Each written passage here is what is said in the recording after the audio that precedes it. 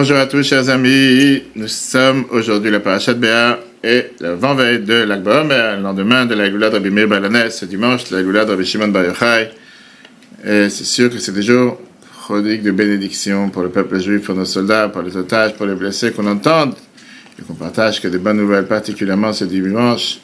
Comme la Bible demandait qu'on ne peut pas aller à Méron ou quoi que ce soit, ça c'est bien d'aller sur l'orel du Rabbi. Important d'écrire des demandes de bénédiction pour toutes les bonnes nouvelles pour le peuple juif, partout où il se trouve.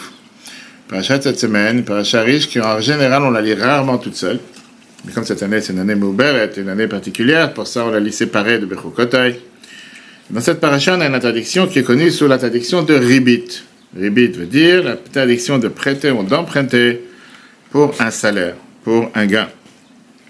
Je envie qu'il faut faire attention, et ça c'est soit prêter de l'argent, soit prêter n'importe quel objet. Tu n'as pas le droit de prendre un salaire pour un prêt. Alors on va entrer dans les détails. Qu'est-ce que ça veut dire une chose pareille? On va voir, on va parler essentiellement aujourd'hui de l'argent, par les objets. Quelle est la logique derrière cette interdiction?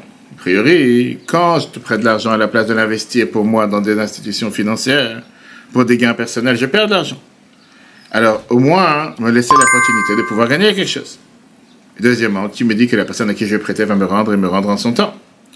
Est-ce que tout engagement de danger ne vaut pas un paiement? Je mets mon argent en danger. Et de l'autre côté, l'autre question qui est posée, si l'emprunteur veut donner des intérêts, il me dit, prête-moi 2000 €, je te rends 2005. C'est quoi le problème? C'est lui qui a proposé, quelle est l'interdiction? Il y a beaucoup de commentateurs sur l'interdiction de Ribit, et la base, on va voir aujourd'hui.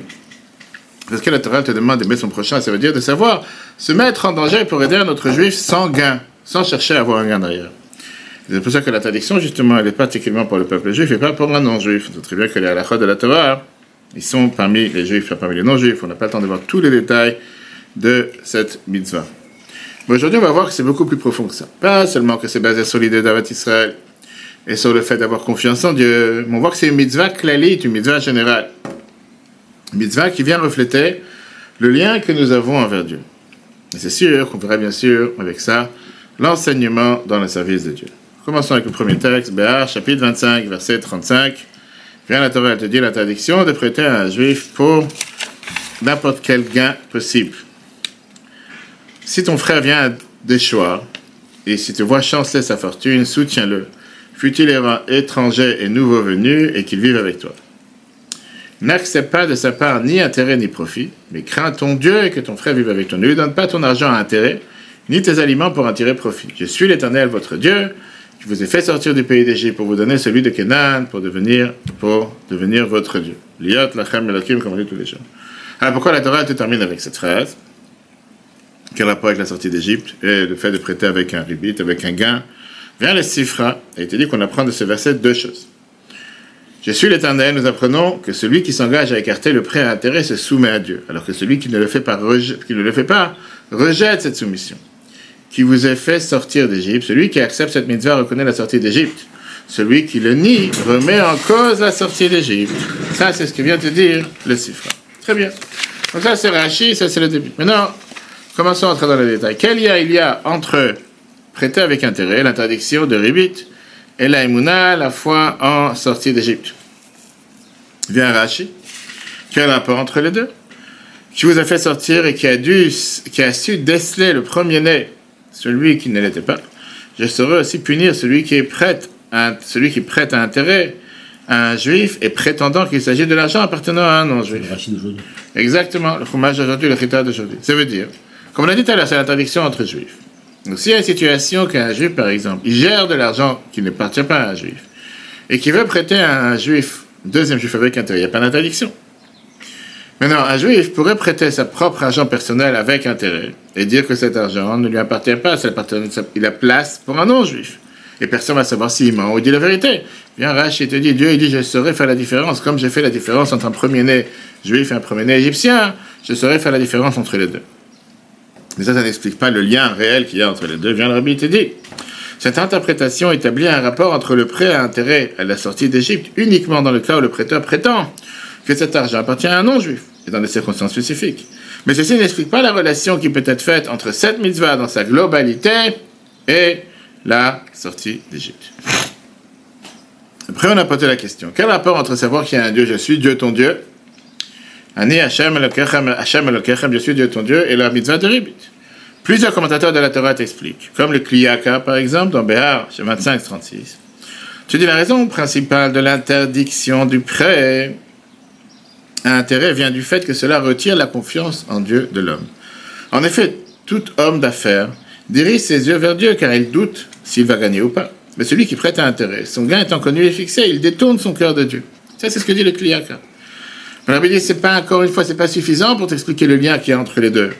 Cette attitude ne découle pas d'un manque de soumission, mais bien d'une confiance en Dieu imparfaite. Deuxièmement, ce manque de confiance n'est pas spécifiquement lié au prêt à intérêt. Il concerne plutôt la générosité, le fait de devoir prêter à une personne en détresse, sans intérêt. Dans tous les cas, celui qui refuse de prêter, par préoccupation par sa prospérité, ne transgresse pas l'interdit de Ribit, car il n'a pas prêté. Alors, quel rapport avec la confiance en Dieu?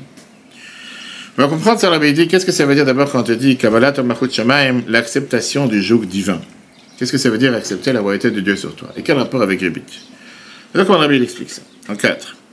La soumission à Dieu s'exprime par la pratique des mitzvot, permet d'obtenir l'intervention céleste dans le service divin de l'homme. En effet, dans la bénédiction des mitzvot, nous disons, il nous a sanctifiés par ses mitzvot, à chaque idéchano, mitzvota, signifiant que Dieu aussi pratique les mitzvot, à 2 stades. Numéro 1, une pratique divine avant la pratique de l'homme. Numéro 2, une pratique divine résultant de la pratique de l'homme. En effet, même si la créature, l'homme pratiquant, n'a rien de commun avec le Créateur, Dieu en a décidé ainsi. Encore une fois, c'est pas... ça, c'est ce que ça veut dire Kabbalat Ol Malchut Shamayim, Kabbalat Ol Mitzvot.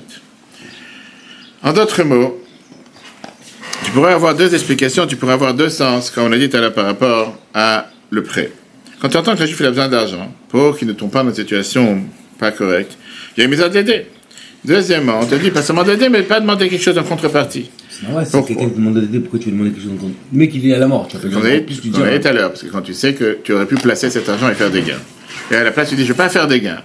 Laisse ouvert. Ouvre plus grand, je veux dire. Non, c'est trop chaud.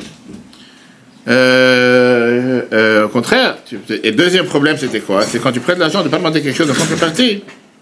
Maintenant, bien sûr, quand quelqu'un n'a pas prêté son argent, il n'a pas fait Gmilut Chassadim, il n'a pas fait Gmar. Mais il n'a pas transgressé sa Ribit. Maintenant, quel rapport avec le fait d'accepter qu'il y a un Dieu? En d'autres mots, comment tu peux accepter sur toi le joug de Dieu par ça que tu fais ces mitzvot? Ça, c'est quand tu fais, parmi toutes les mitzvot que tu fais, un lien direct avec Dieu. Et il y a 2 manières d'être lié totalement avec Dieu, comme on a dit tout à l'heure. Premièrement, c'est de faire, par ça que Dieu a fait les mitzvot, avant de nous les ordonner. Comme c'est écrit dans le Midrash Rabbah, dans Shemot. Magid Varav le Yaakov, comme un chutar d'Israël que les bar mitzvah répètent le jour de son bar mitzvah dans le Mahamar, il dicte à ses paroles à Yaakov, ses lois et ses préceptes à Israël. L'habitude d'un être humain est de dicter aux autres ce qu'il doit faire, alors que lui n'en fait rien. Chez Dieu, il n'en est pas ainsi. Ce qu'il fait en premier, et ce qu'il dit ensuite à Israël de faire et respecter. Deuxième manière, comment Dieu a fait les mitzvot, c'est écrit dans Tanat Ve'Eliyahu. Tout élève qui s'assoit, même seul pour étudier la Torah, Dieu s'assoit face à lui pour étudier la Torah avec lui, comme on fait en ce moment. Alors, quelle est la raison pourquoi Dieu il veut que les mitzvot que nous faisons aient un impact sur Dieu, si on peut dire? Alors que Dieu et l'homme sont totalement déconnectés, on ne peut pas comparer Dieu avec l'humain. Et donc, on peut comprendre pourquoi Dieu ferait les mitzvot avant que nous le faisons, parce que par ça, il nous donne la force de les faire. Par ça que Dieu a fait une mitzvah, il nous donne la possibilité et la force de pouvoir faire les mitzvahs. Mais pourquoi Dieu il a fait en sorte de dire que par ça qu'un juif il fait la mitzvah dans ce monde, ça fait en sorte que Dieu a fait la mitzvah dans le monde d'en haut? A priori, il n'y a pas de lien, pas de corrélation, il n'y a pas de rapport. Pas parce qu'on a fait une mitzvah, j'ai mis les tefilines aujourd'hui, que pour ça, ça veut dire que Dieu il a mis les tefilines aussi. Pour ça, il faudrait comprendre une raison générale. Pourquoi Dieu exige-t-il d'emblée l'effort de l'homme? C'est une question générale qu'on doit comprendre. La question, elle est, comment se fait-il que Dieu il a besoin de nos efforts? Et qu'est-ce qu'il y a si on ne fait pas d'efforts? Qu'est-ce qu'il y a si je fais les mitzvot facilement? C'est écrit dans Etzraim, Rabbi Chaim Vital, de la Kabbale. C'est un effort pour toi? On va tout de suite voir, tu vas tout de suite voir. Le Etzraim était dit comme ça. Kavanat HaKadosh Baruch Hu, l'intention et l'objectif de Dieu lors de la création était de faire du bien à ses créatures. Du fait qu'il est dans la nature de celui qui est bon de faire le bien. Teva Tov Leitiv, une phrase qui est répétée sur Dieu. Alors si Dieu il cherche à faire du bien envers nous tous, pourquoi il nous demande de faire des efforts? Pourquoi il nous demande de faire servir Dieu? De faire la Torah et les mitzvot par exemple? Rabbi te répond comme ça. Quand la bénédiction représentait la perfection du bien, lorsqu'elle est méritée par celui qui la reçoit. Si elle lui est accordée gratuitement, sans aucun effort de sa part, elle ne serait que le pain de la honte. Or, puisqu'il est dans la nature de celui qui est bon de faire le bien, Dieu souhaita prodiguer à Israël le bien véritable. C'est pourquoi il décida que les bénédictions s'obtiendront par l'effort précisément. C'est la règle que Dieu a mis dans les mitzvot. Dieu il veut que tu puisses recevoir ce qu'il te donne, mais avec effort, pas sans effort. C'est un salarié qui vient, qui te demande une augmentation, qui demande... tu es prêt à le faire, mais si la personne fait un effort particulier, tu ne fais pas d'effort, pourquoi tu veux le donner gratuitement comme ça? Donc, comme j'ai dit tout à l'heure, pourquoi Dieu il a mis ce système en place? On va comprendre pourquoi Dieu il a voulu que les choses se passent de cette manière. Regardons le 6. C'est pourquoi le service divin des Juifs doit exercer son effet là-haut. Lorsqu'un homme reçoit une rétribution pour un travail, n'étant d'aucune utilité pour le payeur, c'est encore défini comme le pain de la honte. Deuxièmement, lorsqu'un travail n'a aucune utilité, elle sera accomplie sans enthousiasme et sans plaisir et sera très fatigante. C'est pour cela que Dieu fait en sorte que l'effort des hommes ait une incidence là-haut. Ainsi, cela donnera à l'homme la vitalité et du plaisir, ainsi que les forces de se dresser contre le mauvais penchant, en réalisant à quel point l'effort fourni est important pour Dieu. Donc là, on comprend fameux exemple que la Bible écrit, par exemple, dans ce discours de ce Shabbat en 1950. Il y avait une fois un gouverneur à l'époque dans les quartiers en Russie, il y avait des gouverneurs de région, pour le président du conseil général, qui a invité un paysan. Et il lui a dit, qu'est-ce que tu fais dans les champs? Il a dit, moi j'ai la scie, c'est comme le demi-cercle, pas une scie. Comment ça s'appelle ça? Pour couper le blé. Et il lui a dit, écoute, qu'est-ce que tu fais dans les champs? Il fait, moi je fais ça toute la journée, je coupe le blé qu'il y a dans les champs, etc. Okay. Il lui a dit, regarde, est-ce que ça t'intéresse de venir travailler dans mon bureau? Tu te mets au milieu du bureau avec ta... C'est pas une scie, comment ça s'appelle cette... Ça, c'est un demi... comme un C. Avec une manche. Ouais, pour couper le blé. Et il lui a dit, viens dans mon bureau et fais la même chose toute la journée. Sans rien. Tu es payé le même salaire.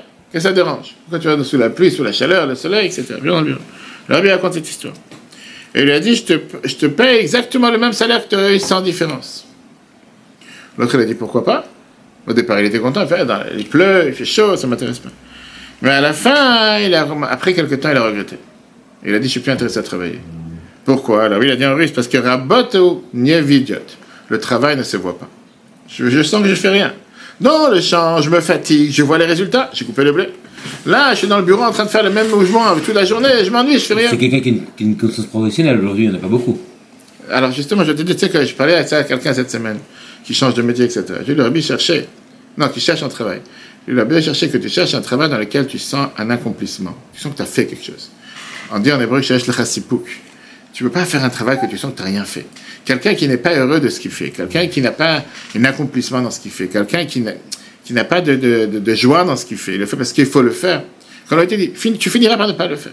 Tu finiras par le mal faire. Tu fais quelque chose, tu dois sentir, peu importe ce que tu fais, tu dois sentir que tu as fait quelque chose, tu as eu un accomplissement, tu as gagné quelque chose, tu as changé quelque chose, pas juste j'ai fait pour le faire. Donc ça, c'est ce que le rabbi précédent avait raconté comme histoire, que le rabbi raconte par rapport au service de Dieu. Et donc c'est pour ça que Dieu il a mis en sorte que depuis le départ, Dieu il a voulu que le service de Dieu, que l'être humain ait fait, ça a un impact sur Dieu. Et le fait de savoir que ça a un impact sur Dieu, automatiquement ça te donne un plaisir. Tu dis, regarde, j'ai fait une différence, j'ai fait descendre la divinité sur Dieu, j'ai fait en sorte que le monde devient meilleur par la mitzvah que j'ai fait, etc. Maintenant on va comprendre quel rapport avec Ribit. De la même manière qu'on voit comme quoi les mitzvot qu'on fait dans ce monde doivent être faits avec effort de l'homme. Pareil, pour pouvoir agir en haut, tu dois te fatiguer. Et ça, on le voit dans Ribit. Qu'est-ce que ça veut dire, Ribit? Regarde dans le 7. Prêter un intérêt signifie tirer un bénéfice pour de l'argent prêté, donc percevoir un salaire pour de l'argent qui a été auparavant en possession du prêteur, bien qu'il ne le soit plus actuellement. Se préserver du prêt à intérêt consiste donc à ne tirer profit que de ce que l'on possède à l'heure actuelle. C'est d'ailleurs le sens du heteriska, le prêt à intérêt autorisé, lorsqu'une partie de l'argent prêté est placée en dépôt, de manière comme la Torah le permet. De la même façon qu'un juif se comporte avec son prochain, Dieu agira envers lui. Si l'homme respecte la mitzvah de Ribit, que ne se repose pas sur ses acquis antérieurs et reste actif, Dieu aussi ne se suffira pas d'insuffler à cet homme au préalable la force de réaliser ses mitzvot. Il participerait activement à l'effort actuel de l'homme. Et donc, encore une fois, comme on dit, mesure pour mesure, qui veut dire, le problème du Ribit, en deux mots, faire un gain sans effort. Tu fais un gain de l'effort de l'autre. Parce que dans le passé, l'argent était la tienne. Maintenant, tu l'as donné à l'autre. L'argent n'est plus à toi. Pour ça, tu veux faire un gain. La Torah dit, fais attention à une chose pareille. Par contre, si quelqu'un ne fait pas attention à Ribit et il gagne de l'argent sur le fait que l'argent était la sienne dans le passé, alors Dieu il va l'aider seulement avant son travail, dans son premier investissement. Il va se suffire sur la première aide qu'il a donnée, pas sur la deuxième aide. Et d'ailleurs, c'est pas pour rien qu'on voit ce qui est écrit dans le psaume 15. Le Midrash te dit, qu'est-ce que c'est écrit dans le psaume 15? C'est écrit celui qui donne pas, qui prête pas avec intérêt et qui ne donne pas de corruption, c'est le l'âme, il est garanti de ne jamais tomber. Il est garanti de financièrement de toujours être comme il faut. Alors, comment Rabbi termine? Le rapport du prêt à intérêt avec la soumission de la sortie d'Égypte. Dans le Midrash va s'écrire celui qui est riche et qui donne la tzedaka aux pauvres et prête sans intérêt, on considère comme s'il avait réalisé l'ensemble de toutes les mitzvot. Rabbi dit c'est très simple. La mitzvah de Ribit a bien une portée générale. Grâce à elle, Dieu devient, si l'on peut ainsi s'exprimer, l'associé de l'homme dans ses accomplissements. Sa soumission et sa pratique des mitzvot, et celui qui est attaché à Dieu se libère de toutes ses entraves, de toutes ses entraves. Il est délivré de l'Égypte. En deux mots, si on résume, la mitzvah de Ribit nous apprend deux bases fondamentales dans le judaïsme.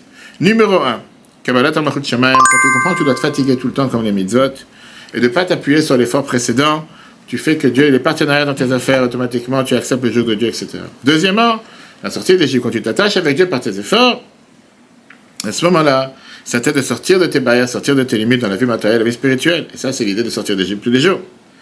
Maintenant, on sait très bien que le peuple juif, un être humain, il ressemble à Dieu.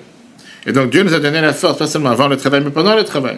Comme les tzadikim et les dirigeants du peuple juif, par ça qu'ils ne donnent pas seulement la force à leurs shluchim, avant de partir en shlichut, mais pendant qu'ils sont en shlichut aussi. Et ça, c'est l'enseignement pour chacun d'entre nous qui est attaché au Rabbi. Qu'on ne doit pas se suffire par ça qu'on a travaillé dans le passé, on doit continuer à agir non-stop, sans fin. Et l'enseignement, elle est très simple. A priori, on peut comprendre de la méthode de Ribit que l'idée, c'est quoi? C'est de jamais se suffire avec l'effort du passé. On doit toujours agir et toujours se fatiguer dans le service de Dieu. Parce que Dieu ne veut pas qu'on fasse les choses sans effort. Quand quelqu'un il se fatigue, à ce moment-là, il a une joie parfaite. Et tu as ici beaucoup d'exemples dans la vie quotidienne. Des fois, les gens ils se plaignent. Pourquoi ils doivent se fatiguer pour tout? Pour la vie de famille, pour l'éducation, pour le travail, pour l'école, pour quoi que ce soit. La réponse, c'est pour notre bien. Pour valoriser les conséquences, justement, le salaire qu'on reçoit. Alors, c'est vrai qu'on demande à Dieu de ne pas nous amener à l'épreuve. Mais il y a des défis que, de toutes les façons, ils seront dans notre vie. Et par ça qu'on fait que Dieu est partenaire dans notre vie. Jusqu'au moindre détail, Dieu nous donne la réussite de sortir de toutes les barrières, de toutes les limites. Que Dieu fasse que par le mérite de Dieu le lot, de Yerb Meir Balanès, et ce dimanche, Bishon Baruchai, on puisse voir la délivrance. Quand Bishon Baruchai a dit qu'il peut libérer le peuple, le monde entier du jugement. On puisse entendre des bonnes nouvelles dans nos frères et sœurs, dans nos soldats particulièrement, ainsi que des otages et des blessés qui guérissent. Rabbi Shimon Bar Yochai ce dimanche, si Dieu veut les grillades de Betrabad, n'oubliez pas d'acheter les bougies pour les tzadikim, sur le site du Betrabad, si Dieu veut à 17h30, le cours en replay sur le Torah pour le faire. Très bonne journée à tous, si Dieu veut, à la semaine prochaine.